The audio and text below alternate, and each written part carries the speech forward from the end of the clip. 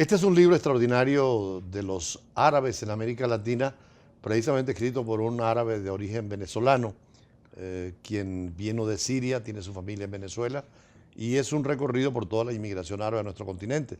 Prepara un libro nuevo, Samir Azrak Nakul, sobre los sirios en Venezuela. ¿Por qué esta iniciativa de carácter intelectual de aporte a la cultura venezolana? Sí, buenas tardes, embajador. Ha habido, he entendido, he percibido que existe como una especie de vacío, de falta de información, sobre todo en las nuevas generaciones, sobre aquellos individuos que originalmente llegaron de Arabia, de los países árabes e incluso de otros países europeos, y que tuvieron unas vivencias, vivencias y vicisitudes muy interesantes, y que en este momento no he visto la disponibilidad de alguna documentación al respecto. Y es por eso que para el que esté interesado en este tipo de información, pues creí conveniente que era necesario desarrollar este texto. Esas primeras migraciones de árabes llegan ya con el siglo, ¿no? En 1900. Empezaron realmente la primera inmigraciones, llegaron por iniciativa de los gobiernos argentinos y chilenos, que a través de unos planes, unos programas de atracción de inmigrantes, Sí. pero sobre todo inmigrantes europeos. Y dada la relación que existe y que siempre ha existido entre el Medio Oriente y Europa, pues la noticia llegó al Medio Oriente de la necesidad de inmigrantes en Argentina y en Chile.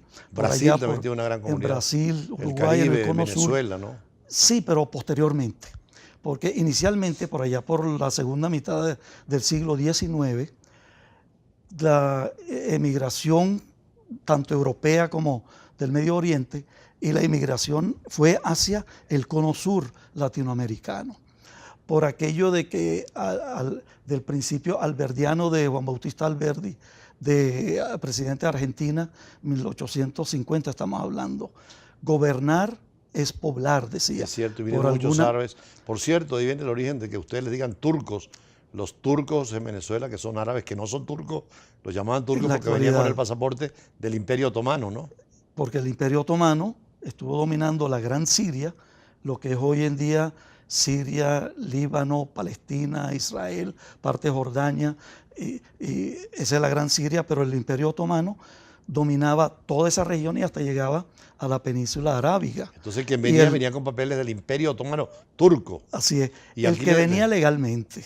Claro. Pero muchos tuvieron la necesidad de salir, de escaparse de esa situación de degradación, de esa situación apartados, porque claro, era un imperio otomano, sabemos cómo se manejan esos imperios, y los nativos, tanto de Siria como Líbano, como Palestina, como los países árabes, etcétera, estaban como degradados. De hecho, la Primera Guerra Mundial, con el fin del Imperio Otomano, se reparte a la influencia Francia e Inglaterra y ponen fronteras artificiales, ¿no? Sí, que definitivamente quedaron como países independientes. Usted en 1918, que fue cuando terminó la Primera Guerra Mundial, se establece o se reintenta otra vez cristalizar aquel pacto, aquel tratado secreto que fue hecho en 1916 entre los británicos y los franceses. Claro. El famoso tratado Sykes-Picot, claro. El Sykes de Inglaterra, de Gran Bretaña, y Picot de Francia. Ahí había un reparto ya de influencia. En el cual se establecía que tanto ese territorio de lo que era la Gran Siria, claro, que era una unidad, tenía que dividirse o se iba a dividir, y lo que es hoy día Líbano y Siria, claro, iba a quedar como colonia francesa, y Palestina y parte de Jordania iba a quedar como el mandato británico. Claro, y también eso quedó Hay la promesa de los británicos, la declaración Balfour, de un hogar para los judíos y una posibilidad después de un Estado palestino y uno israelí, que ha sido un conflicto permanente en el Medio Oriente. Desde su inicio. Hay que resolverlo tarde o temprano, ¿no? Yo creo que algún día tiene que resolverse. Son dos estados independientes y soberanos. Sí, exactamente. Ahora, Pero eso perduró desde el 1918 hasta 1945, claro, que fue cuando, o alrededor de 45, que fue cuando el Líbano en el 43 obtiene la independencia y fue el último militar francés salió en el 46. En Siria igualmente, el 46 termina de lograrse, cristalizarse la independencia.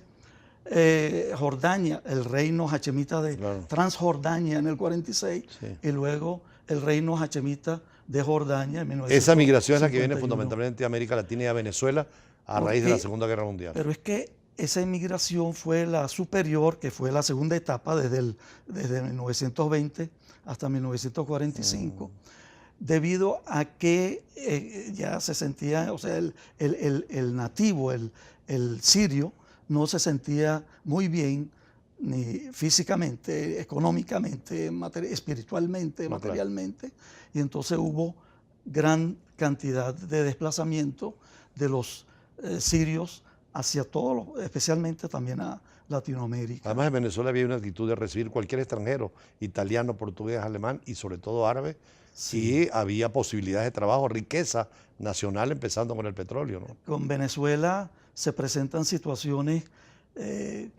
ligeramente diferentes con respecto al resto de Latinoamérica, que en esta etapa del 20 al 45 y luego del 45 hasta el 70, hasta el año 70, hay mucha mayor inmigración en Venezuela que en el resto de Latinoamérica. De hecho, hay casos como el caso de Argentina, donde un presidente fue sirio, Saúl Menem, o también el caso de Colombia, Julio César Torbay, Ayala. Hay muchos políticos latinoamericanos. Hay muchos políticos. En Venezuela, en el siglo XX, no hubo muchos políticos.